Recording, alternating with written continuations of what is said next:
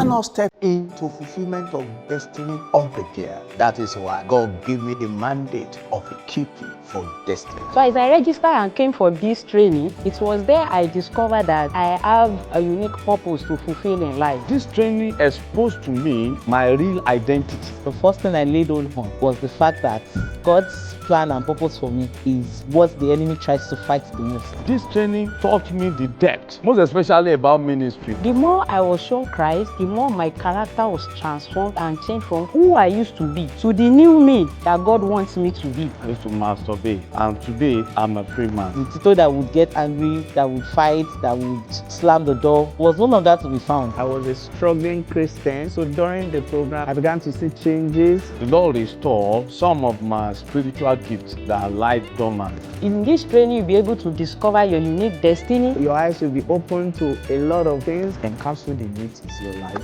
is your marriage, it's your service to humanity, and your service to God. You're thinking of the fact that this cannot be all that God has in store for me. Then I would really encourage you to register for Equipping for Destiny. Your destiny is waiting. Your generation is waiting. Will you rise to the call, or you remain a spectator in the journey of destiny? Take a bold step today.